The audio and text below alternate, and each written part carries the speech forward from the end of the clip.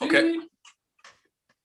What up, fellow headbangers? How you doing? I'm Rob O'Day, and welcome to the Greasiest of all time. Today we're chilling with Crimson Caliber, a thrash metal band from Medicine Hat, Alberta. How you guys doing? Good. Good. How are you doing, Rob? Good. Why don't you introduce yourself and tell us how you guys started? Okay. Well, I'm Travis Malley. I do lead vocals and rhythm guitar in the band. I'm Amber Lowe, and I'm the bass player. We started the band in 2016. Yeah. Originally just the two of us. Oh, wow. Yeah. Yeah, and we were auditioning drummers and stuff, and then we got Sean McLean to join the band as our drummer for a while. So we were a three-piece for our first year and a half, I think. Yeah. Oh, wow. Yeah, and then we were looking for a lead guitar player, and it just so happened Sean Crucial was a perfect fit. He's a really nice guy, really down to earth, and like his he's a crucial addition. Right? His Yeah, exactly. Insane. So it's awesome that we were able to join forces with him, which was awesome. Yeah, that's awesome. Now we do have a new drummer. His name is Drayden Palmer. He's Perner. Sorry. Don't really say his last name a lot, but he's a good drummer, and he used to be the drummer for Naraka. So it's nice to it's nice to have him in the team. Yeah, he's a wicked drummer, and that's the only lineup change that we've had, except for adding Sean Crucial when we did. So that's good stuff. That's pretty lucky. Usually bands go through a ton of members before they find their foundation. Yeah, I guess we're fortunate in that sense. Yeah, right. How is the scene in Medicine Hat when obviously COVID's not happening? Yeah, there's no shows right now, obviously. We have a really good underground scene. There's a few really great bands from here, but a lot of the musicians they move on, they move to Calgary or they move to Vancouver or wherever it might be, right? Yeah, so bands are coming and going. That's always a sad fact when they leave. But we do have a really nice underground scene for those who really do like metal and punk. Like we do a lot of crossover shows, so like there'll be metal, punk, rap, EDM, whatever. We do a lot of like those. It's been fun. Yeah, that's actually pretty cool. Like completely changing up genres and totally. Yeah. Wow. Well, you get like quite the combination of all types of underground music fans, because like unfortunately in Medicine Hat a lot of the music scene is underground. So unless you go and see like cover bands and stuff, or go to like the blues festival and stuff, a lot of Medicine Hatters don't even know about a lot of the bands or DJs or rappers that even coexist within our community, unfortunately. Yeah, I know a lot of solid bands that have come out of Alberta. Mm-hmm. So, I mean, it's got a wicked music scene. It's a lot better than BC, because BC's got two places basically to play. Kelowna and Vancouver, and neither of them have venues anymore. So, that's unfortunate. Yeah, that's the worst part about COVID is definitely the fact that everything's shutting down. Yeah, the venues are having a tough time for sure. Yeah. Hopefully as many can survive as possible, right? So we have somewhere to go back and play at when this is all done. Yep, for sure. If not a lot of field parties. Woo! Right? We'll be throwing our own shows. Yeah, exactly. Rebel style. Excuse me. You guys released your first single off of your upcoming album, which is due to release in March. How was that experience? It was a lot of fun. We've actually been wanting to release that as a single for about a year and a half now, but things finally came to fruition. We started recording the new album, and when we were able to release that, it was really exhilarating. So it's nice that a lot of people really like it, and it's got a good positive message to it anyway. So like it just fit in the right time to release it. Yeah, I think COVID kind of helped us get our album done in that sense that, we've been playing shows, festivals, and just basically nonstop for like, we were on our fourth year, just going nonstop there at the start of 2020. Yeah. So like nobody wanted to stop playing shows, obviously, but the break allowed us to really hunker down and get the album done. Yeah. I finished vocals for our EP on Saturday. And I'm like, oh, I can't wait. I just can't wait. It's like, sweet. We've just been getting everything down. And Yeah. it's a good experience when you get to focus, like actually focus with your band. Mhm. Yeah. Yeah. I mean, I wish it would be nice if we could do this all the time, kind of a thing. Like Yeah. COVID ends and it's like, oh yeah, musicians, you just have like a wage. You're gonna be a musician from now on. Right. That would be amazing because Yeah. I know there's a lot of bands. Every band I've talked to has easily put out 1 to 2 albums. Some have pushed 3, and I'm like, damn, dude. But I mean, that's Yeah. what happens when you're focused. You're Yeah. dedicated to your craft, and that's all you want to do, which is kind of Right. badass. Got to feel something, like a space in with something. Well, right? So, Our other Mhm. guitar player, he's nonstop writing. yeah. He would be at that pace. He'd probably be on his 3rd album now. Yeah, that's But, like our guitar player Dale. Yeah. Dude's Yeah. insane. He just like constantly is coming up with new things, and you're like, can you slow down? Because Yeah. I haven't even gotten to like the 3rd thing you wrote like 3 months ago. It's not a bad thing. No, it's awesome because I mean, I Yeah. can always write, which is really nice. It's Yeah. I have no problem with content, I guess, with him. So Yeah. Yeah. what's been your guys' biggest struggle so far to make your music career? Because I know metal musicians definitely don't get a lot of spotlight.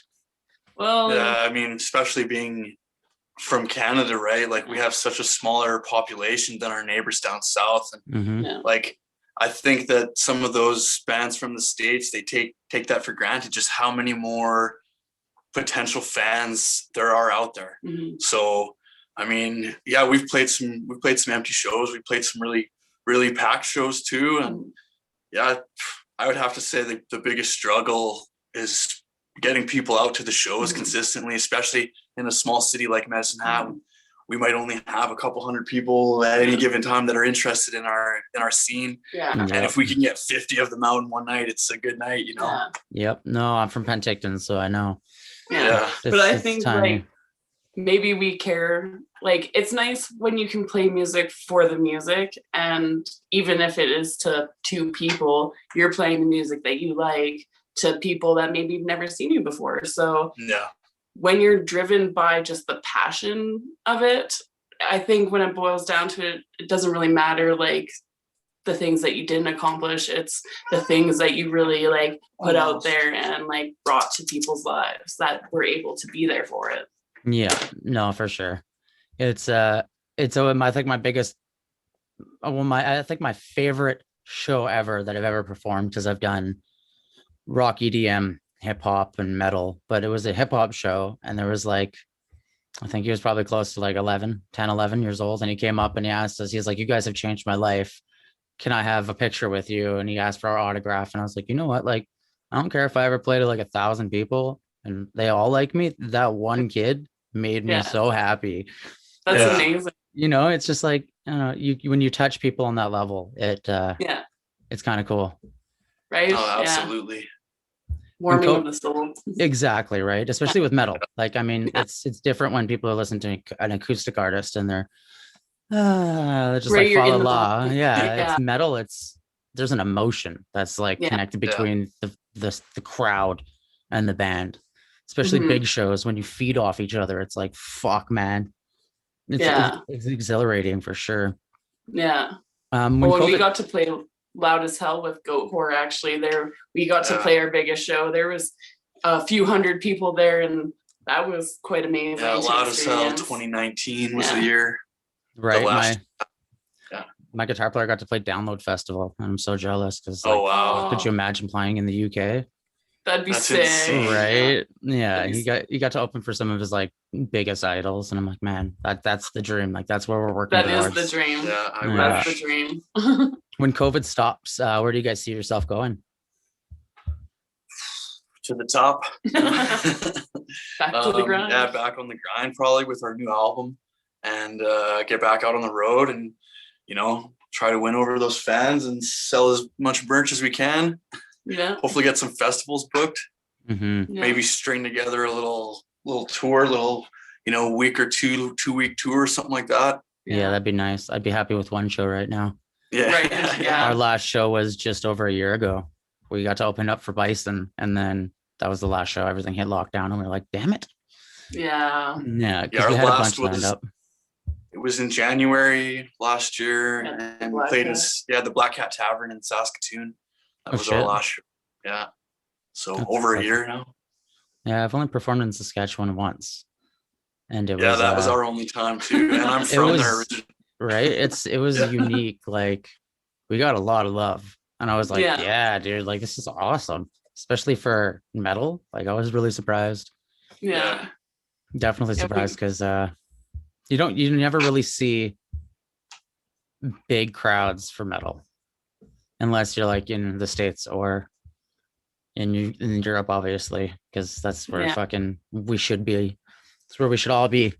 All us metalheads, right. Let's just switch with all the people who don't like metal. Right. Like if we were from Finland, I'm sure our social media pages would have like tens of thousands. Yeah, 20, right. 30, I do think that is what will make or break bands in 2021 is marketing skills. Yeah. Yeah. The bands that don't know how to sell themselves online are not going to go anywhere, unfortunately. Yeah, because how do you have a presence to people online right now if you're not present online? Yeah. And I mean, even trying to get new fans, it's because we're not performing. Like I tried in the Worldwide Metal Group on Facebook, I put a thing where it was like all our bands should share each other's bands and like each other's pages so that at least we're building ourselves up with ourselves. Like, why not we use our community? It's 5 members in a band. You know, if everyone likes each other's pages, like shit, it would get so good. So agreed. It worked really well. I mean, I think we got like 150 likes in 2 days. So I was like, hey, that's awesome. That's a hell of a win. And I believe everyone else got the same. So I think that's how I connected with your bandmate to get this whole thing going. Oh, with Norman? Was through that post. Yeah. He's a solid guy. He actually lives in Kelowna, so we're like 45 minutes away. So we get to meet up once a week for episodes, twice a week, depending on how things are. Yeah. Okay. But eventually this is what we're working towards doing for full time, because this is kind of what we're working towards, is building a huge community where we ever go to the States, there's going to be a handful of bands we can work with, kind of a thing, and vice versa. If they ever come up here, we've got a handful of bands that they can work with. Right. Because I think like 10 years ago, 15 years ago, the music scene was way more connected than it is now. Oh, yeah. And that's what's lacking, is that community in the metal scene. Mm-hmm. Kelowna does have it. There's a huge group like of bands, Traceless Dimensions and Arc and Fire, like amazing bands that are really, really genuine and will help you out in any way they can. Mm-hmm. But I've met some bands that just like shrug you off, and you're just like, bro, you're nothing. You're a tiny band in a tiny town in a tiny fucking pond in a giant world. Like, you got to be humble. You can't be a prick to people, especially people you play with. Like the bands that don't even watch the other bands. It's like, why? Why are you here? For their set and then they leave. And it's like, how did you even get this bill? If like, how are you friends with anybody if you just show up and leave? We played with a couple bands that they just sit in their van outside the whole time. Yeah. Like, I definitely get like touring bands. Like, we've been on the road for like 12 hours. We just want to like sit for an hour without worrying about how much time we've got. But I mean, if you're like from the same town, there's no excuse not to be helping each other. I was definitely blessed in Penticton because we had a huge scene when I was younger growing up. We had like DFY, Ninja Spy rolled through here all the time. So, sweet. And they helped out. Like Ninja Spy gave me my first show with one of my bands, and since then I haven't stopped. Like 18 years later, I'm still going. That's awesome. There was a tight scene here, but it definitely disintegrated within like a year span. And now there's no live shows.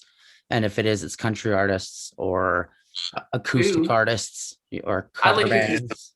You know what I mean? There's wicked acoustic artists like Ben Kaplan and Amigo the Devil. Like, there are some amazing acoustic folk artists, but I don't think that should be the only market out there. Exactly. Yeah, so I think like there's a lot that needs to change. Yeah.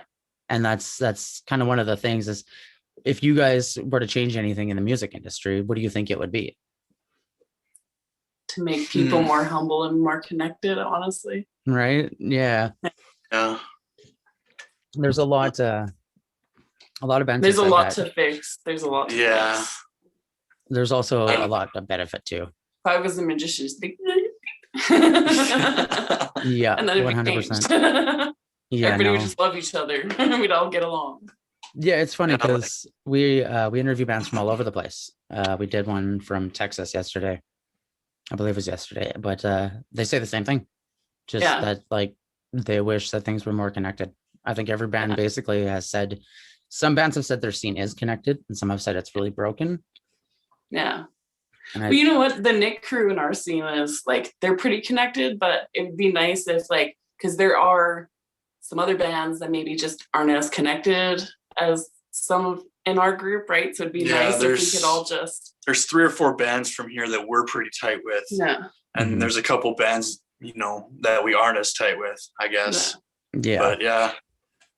I wish there was just more fans out. Like fuck, if it was 1984 and we were playing some of these shows that we've played. Well, I mean, it kind of is 1984. We are in lockdown. Right. Yeah. No, I definitely think that 84 scene, metal scene is rising again, though. Yeah. Not necessarily for that style of metal, but metal's becoming a hell of a lot more popular. Yeah. Sorry, even in pop culture, like Drake covers "Bring Me the Horizon" song live. Yeah.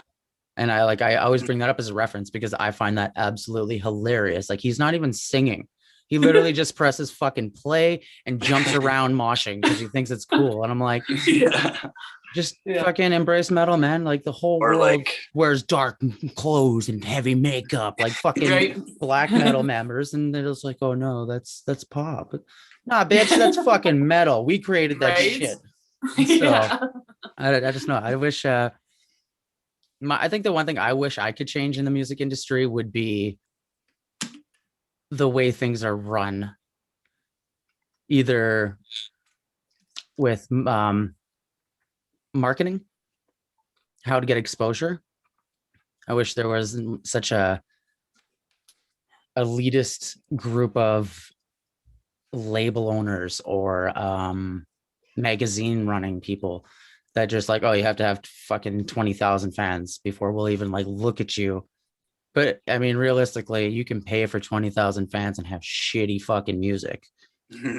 So I don't think that should define where they look at. I think that definitely that was what I'd change, is the way that we get presented to the world. It should be about the music and not about how many fans you have. I think streaming revenue should be split more fairly as well. I think in time that'll happen. Or somebody will create a new one. A musician, for example, will create something. Just be like, yeah, fuck it, we're just gonna give back. If I was smart enough to make an app, I would totally do that. But this is a level I can get to right now. Bandcamp is pretty good. Yeah, Bandcamp is really good actually. And I mean, if you're good at creating content, you can gain a hell of a fucking following on TikTok for younger fans, right? Like you can get the 14. We're not on. Well, our music is linked to TikTok, but we're not on TikTok. Yeah, no, we're not. Well, I think I listen to a lot of Gary Vee, and he's probably one of the top. He's one of the top biggest like entrepreneurs in the world, and he's awesome. Yeah, exactly. And he says like you should do it. So I was like, fuck it, I'm gonna listen to Gary because Gary knows what's up. And we've gained a couple followers, and they're younger, and younger kids are the ones whose parents are paying for our merch, our shirts. I think when Instagram came out, how many people were like, you're hesitant. Very hesitant. It took me a year and a half to get a Facebook back in like 2008, yo. I was like, I don't fucking want this. Like, why do I care about posting pictures for other people to look at? Now I'm like on there all day marketing. So Nexopia days. Yeah, right. Exactly. Shit changes. Music industry changes, and I think it's becoming labels are becoming dead. Like it's bands independent. Can do it themselves. We can buy our own shit. Yeah. I mean, the quality isn't there that some labels can put out, but that's just practice. Like you don't need to spend $5,000 to go record an album with some big producer. Exactly. Nah, like we interviewed Zach Brannon. I don't know if you guys know who that is. He's from Vancouver, and he plays like animals as leaders, like instrumental metal that's really intricate, and like he does everything himself in this one little room on his computer, and you would not be able to tell. Like, yeah, he plays bass and everything. It's just one man show, programs his drums. Yeah, wow. Like you don't need people anymore. You need your band, you need that connection, but you don't need labels or marketing agencies and shit. So yeah, I definitely like the way things are going. Artists get to keep a lot more of their money. Yeah, and I wish we definitely got paid more. Right, because how many musicians from the 80s struggle to even have 100% of their music 100% away? There's a reason. Yeah, there's a reason why AC/DC and all them are still touring, is because they're in fucking millions of dollars of debt. Yeah. Yeah, I think it's like 0.5 million every album that you owe. So if they give you $1 million, you have to give them back 1.5. Oh my god. Have you ever seen The Artifact by 30 Seconds to Mars? No. I highly recommend everyone goes and watches that, because Jared Leto is fucking such an inspiration for the music industry, for musicians that no one even knows about. He's like the guy behind the lines fighting for us. And it's insane what he does. He basically said fuck his record label with his band. They recorded the album with their own money and gave it away for free, so that the record label got fuck all for it, and it encouraged their fans to download it for free. That's awesome. So it's like they had this huge war. Like they got sued for like $30 million because their name, it was just a play on it. And it's a wicked story, because they don't go to a big studio. They literally just in his basement set up everything and record it themselves. And I think that's what pushed towards the independence of artists was definitely 30 Seconds to Mars and that lawsuit. Artifact, we'll have to check. Yeah, we're definitely gonna check it out. It was on Netflix, but I don't know why Netflix took it down. Netflix put it back up. Right. So what is it, like a 45-minute like little documentary? I think it's like a 2-hour, because it goes through their whole legal battle with I think they were signed to EMI. Yeah, I think it was EMI that they were signed to. And yeah, like it's insane. It's such a good movie. I watched it like 5 times in a week. Just so good. I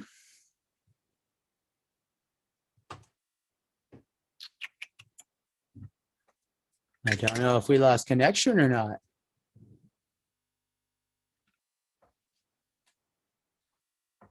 I have frozen, or they have frozen. Something's frozen. Hello. Hey, there we go. Had to restart my app. I don't know what happened. Oh, no worries. It's still recording, so that's perfect, because you guys get like when the episode comes out, you get to watch me dance. Well, is there anything you guys want to say to the fans or the viewers before we wrap up? Thanks for listening, and our new album's coming out on March 16th. It's called Covenant Tyrannus. Go check out our 2 new singles, Trigger Hungry and The Way. The music video, me and Trav actually coincided with that, and I did a lot of the directing and stuff. It was a lot of fun to make it. So sweet. Yeah, she directed and did a lot of the filming, and I edited it. Did that. Well, send me the video, and we'll definitely do a video spotlight for it. Sweet. Okay, cool. Yeah. Cool, guys. Thanks for having us on. We really appreciate it. No worries. Thanks for coming on. We'll have you guys back on when your album drops. Hit us up, and we'll do another one for the album release. For sure, Rob. Sounds good, dude. Awesome, guys. Have a good night. Yeah, you too. See ya. Peace.